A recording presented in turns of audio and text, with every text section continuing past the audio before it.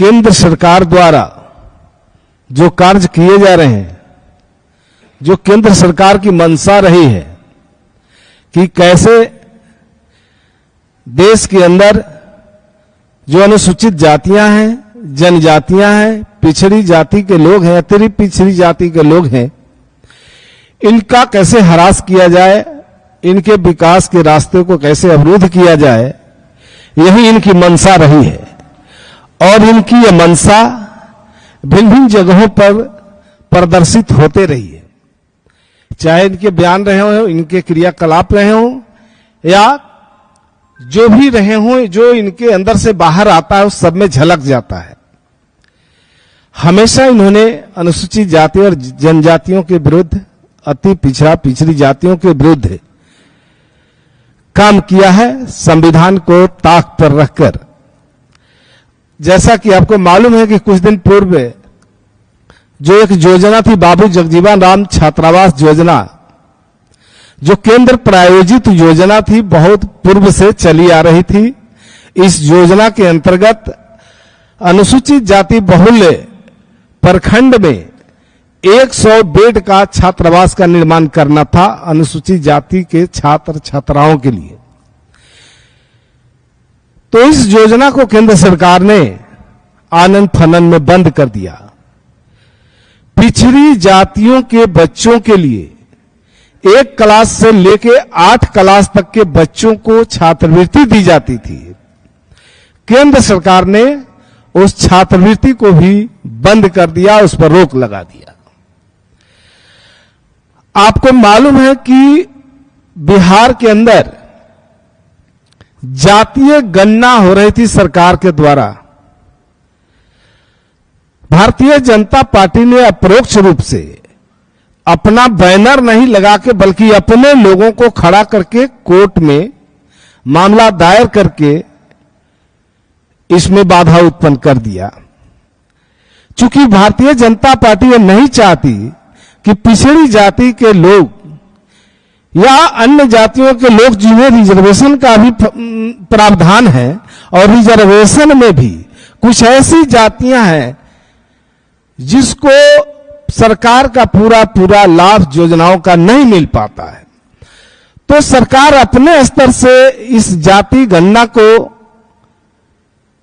एक तरह से सर्वे करा रही थी कि किस जातियों की स्थिति क्या है सामाजिक और आर्थिक रूप से।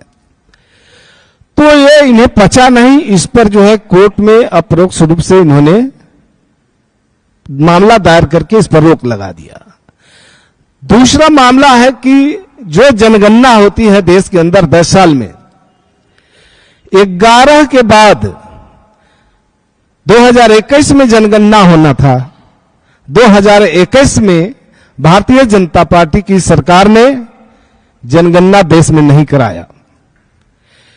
मेरा साफ आरोप है कि अभी तक 21 के बाद अभी तक जनगणना का नहीं कराया जाना देश में। 2026 में कैसे होगा नया परिसीमन?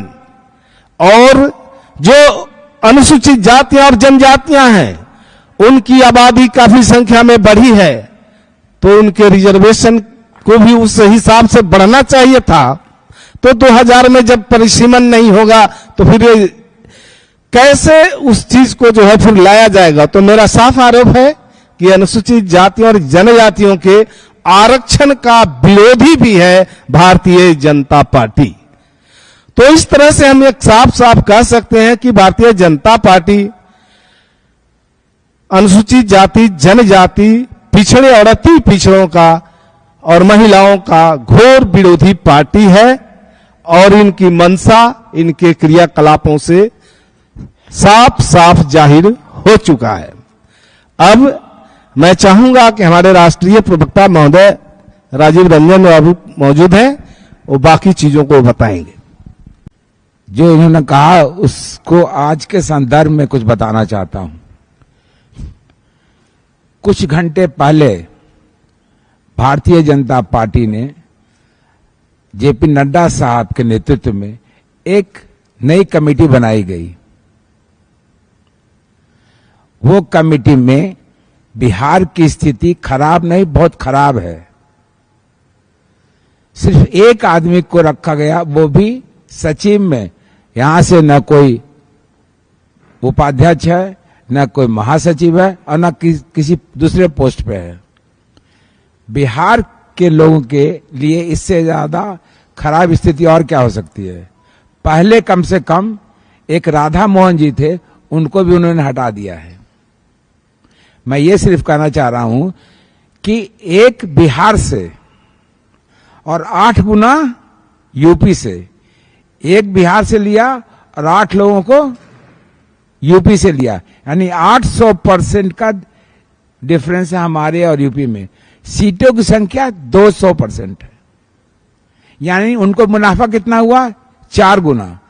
आप बिहार को अगर इतना नीचे दृष्टि से देखते हैं तो बिहार में बीजेपी चलाते क्यों हैं? मैं तो ये पूछने वाला हूं, बीजेपी को चलाते क्यों हैं? हालांकि हम जानते हैं कि भारतीय जनता पार्टी के केंद्रीय लोग इस किसी आदमी को, बीजेपी के किसी नेता को कैपेबल समझते ही नहीं है कि वो क्या कहते हैं राज्य चला सकते हैं या क्या कहते पार्टी चला सकते हैं। आप समझ सकते हैं क्या स्थिति है। दूसरी बात मैं कहना चाहता हूं, मैं समझता हूं इसमें 3 ही कारण होंगे। या तो भारतीय जनता पार्टी का सेंट्रल में लोग, जो सेंटर में लोग हैं, वो नहीं समझते हैं कि बिहार में कोई कैपेबल आदमी है जो पार्टी के सेंट्रल लीडरशिप के अनुसार केंद्र में रह के काम कर सकता है। यानी इससे ज्यादा इनकैपेबल आदमी और कहीं नहीं होगा जितना बिहार में है। That is 1।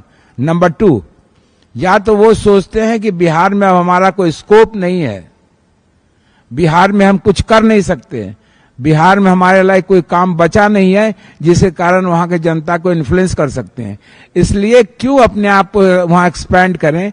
वही आदमियों को मैं दूसरे राज्य को दे दूंगा तो हो सकता है वहां से कुछ फायदा हो जाए। ये स्थिति है। तीसरा मैं बताता हूं आपको, उनको अंदर से ये पता है कि उनकी स्थिति बहुत खराब है यहाँ पे, बल्कि वो तो सोच रहे हैं कि यहाँ पर हमारे पास कैंडिडेट भी नहीं है जो लड़े। हमारा ये मानना है कि एक तरह से उन्होंने 40 सीट महागठबंधन को दे दिया। इस नया जो उन्होंने स्कीम बनाई है, सॉरी नया जो उन्होंने टीम बनाई है, उनके अनुसार यही है। क्योंकि नई टीम में बिहार से न कोई पिछड़ा है, न कोई अति पिछड़ा है, न कोई दलित है, अखैर अल्पसंख्यक को तो लोग सोचते ही नहीं है। आप इमेजिन कीजिए कि जब 88% लोग के खिलाफ अगर वो काम करेंगे तो कहां से बिहार में कुछ कर सकते हैं।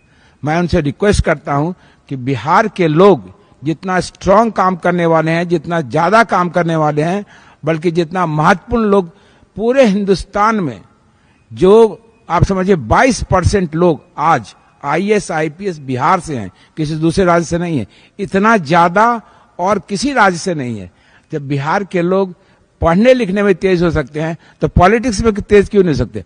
अनुप्रिया जी को देखिए, इतना कम उम्र में भी इतना कैपेबल हो गई हैं कि कुछ भी कर सकती हैं। थर्ड लास्ट पॉइंट बता दूं, क्योंकि उसके बाद हम कहेंगे अनुप्रिया जी की बात करने के लिए, कि भारतीय जनता पार्टी जो सोचती है वो नहीं करती है। यानी उनके कथनी और करनी में भयंकर अंतर है। वो कभी वो नहीं करते जो सोच मान जो कहते हैं। आप देखते होंगे, आप कई इश्यूज है, जैसे आप हमारे यहां से कई लोग गए हैं अभी वहां मणिपुर में पिछले 3 महीने से जो चल रहा है वो कोई सोच सकता है। इस देश का वो पार्ट है जहां डबल इंजन की सरकार है, कोई सिंगल इंजन नहीं है।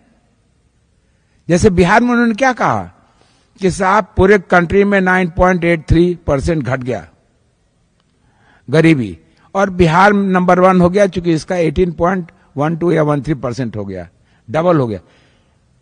वही उन्होंने ये कहा कि यहां पे गरीबी ज्यादा थी इसलिए ज्यादा। अजीब हाल है। अरे तुम परसेंटेज के हिसाब से कर रहे हो ना, कि कोई और डिफरेंट तरीका से कर रहे हो। वो बिहार के लोग जो कैपेबल हैं, हर फील्ड में आगे हैं, पढ़ने में हो, मेहनत करने में हो, ईमानदारी में हो, सब में आगे हैं। उसके बावजूद केंद्र सरकार जो बीजेपी रन करती है, भारतीय जनता पार्टी बिहार के लोगों को देखना पसंद नहीं करती है। ये मैं कह सकता हूं दावे के साथ। धन्यवाद। बहुत बहुत बहुत बहुत धन्यवाद सर। जैसा कि आपने अभी सुना हमारे पार्टी के राष्ट्रीय प्रवक्ता राजीव रंजन जी को, उन्होंने स्पष्ट बताया कि जो चेहरा भाजपा का है, जो चाल है और चरित्र है, वह स्पष्ट दिखता है आज की उनकी नई कमेटी में। वो कहते हैं कि हम पिछड़ों, अति पिछड़ा और हमारे प्रधानमंत्री पिछड़े हैं, लेकिन उनका चेहरा जो है, वो चरित्र, वो आज उजागर हो गया कि मात्र एक व्यक्ति को उन्होंने बिहार से दिया मौका।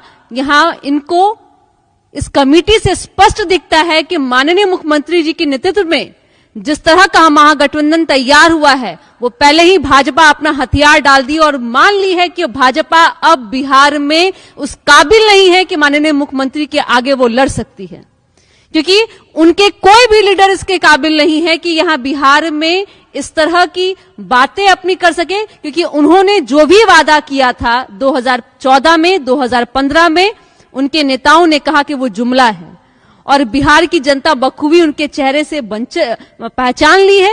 इसीलिए भाजपा पहले ही हथियार डाल चुकी है और जो भाजपा का असली चेहरा है, जो हमने 82 से 83 दिन में देख लिया, जो भाजपा की जहां सरकार है, डबल इंजन की सरकार, जैसा सर ने कहा, मणिपुर में उनका एक नारा है, बेटी बचाओ बेटी पढ़ाओ। प्रधानमंत्री जी, उस नारे में कुछ त्रुटि रह गई, उन्होंने सही नारा नहीं बोला। उनका कहना यह था कि जहां जहां भाजपा की सरकार है, जहां भाजपा के नेता है, भाजपा के नेताओं से अपनी बेटी को बचाओ, क्योंकि बृजभूषण की जो घटना थी दिल्ली की, उससे हम उभरे ही नहीं थे कि हमने मणिपुर भी देखा।